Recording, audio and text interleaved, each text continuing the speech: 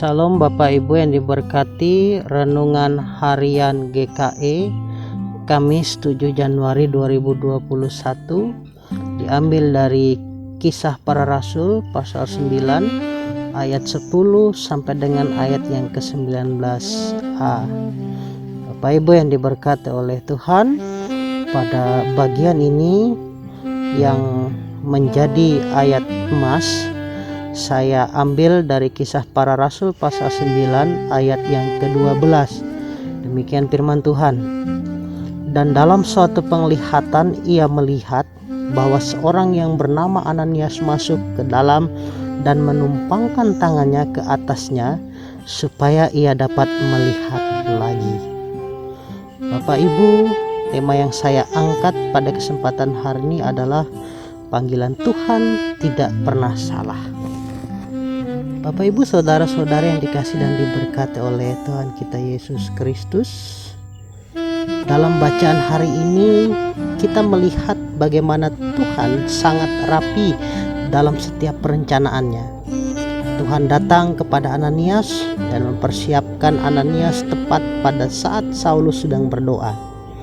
Tuhan mempersiapkan dua orang sekaligus untuk menjadi mitra Tuhan bagi pekerjaan pemberitaan Injil yang lebih besar lagi setelah peristiwa tersebut.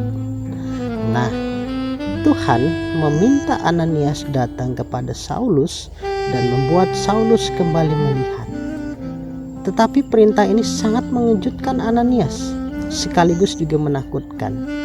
Siapa yang tidak tahu kejahatan Saulus, apalagi dia datang dengan kuasa penuh dari imam-imam kepala.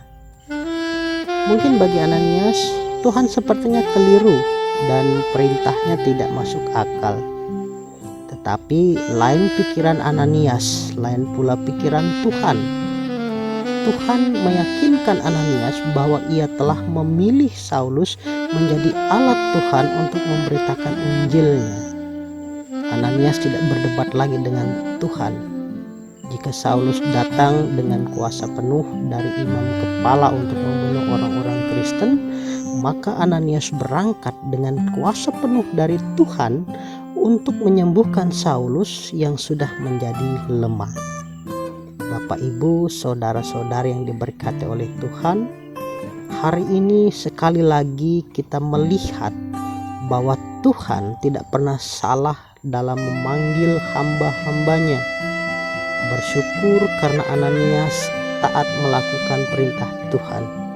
Karena itu sayang sekali jika kita tidak seperti Ananias, karena kita menolak untuk melayani orang-orang tertentu yang menurut kita mungkin tidak layak atau tidak sepatutnya dilayani. Entah karena kita melihat mereka terlalu jahat bagi kita, terlalu miskin, terlalu kotor, terlalu pelik masalah hidupnya, sehingga tidak ada kemungkinan untuk ditolong, tidak ada kemungkinan untuk bertobat, dan lain sebagainya. Siapa tahu melalui mereka Tuhan justru menyatakan Injilnya dengan lebih hebat, sama seperti yang ia lakukan pada Saulus. Tentu kita akan menyesal apabila tidak mau mengambil bagian dalam rencana besar Allah karena pikiran kita yang terlalu sempit dan membatasi cara kerja Allah. Sebagai nas pembanding, saya mengutip dalam Roma pasal 11 ayat 29, demikian firman Tuhan. Sebab Allah tidak menyesali kasih karunia dan panggilannya. Tuhan Yesus memberkati Bapak Ibu saudara-saudari sekalian di sepanjang hari ini. Amin untuk firman Tuhan.